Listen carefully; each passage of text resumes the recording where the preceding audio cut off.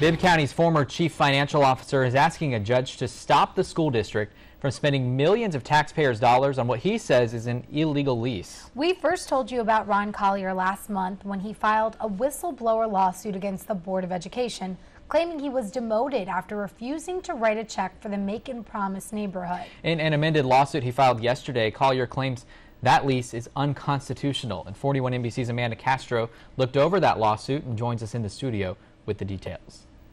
10 years, a total of $75 million. That's how much it's going to cost taxpayers now that the Bibb County school system signed a lease for half of the old Hudson Ballard Middle School.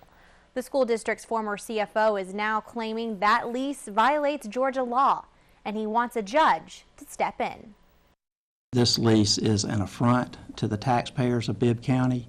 Now former Bibb County Schools CFO Ron Collier is asking a judge to put a stop to it. Mr. Collier's trying to prevent the leaders of the school system from paying debts or paying bills, paying tax money that they shouldn't pay. His lawyer, Jerry Lumley, says back in July, former school board president Thomas Barnes signed this lease for half of the old Ballard Hudson Middle School.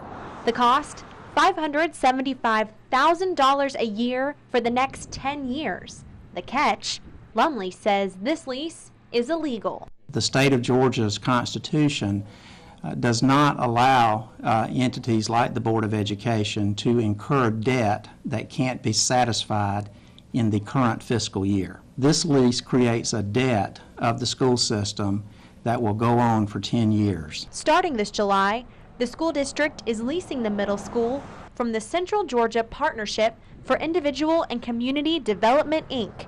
That's the same organization the school system sold Ballard Hudson to back in 2009 for $220,000. The lease was kept quiet from the board members and was not shared with them for their input and for their required approval. And now Collier is stepping in with this amended lawsuit to try to stop school leaders from spending millions of taxpayer dollars. Mr. Collier is doing this because the leaders of our school system have not done their job.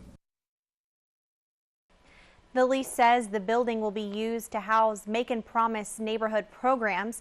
I reached out to the school board but was told it can't comment on pending legal issues. A hearing is scheduled next month where a judge will decide whether or not to temporarily stop the lease payments.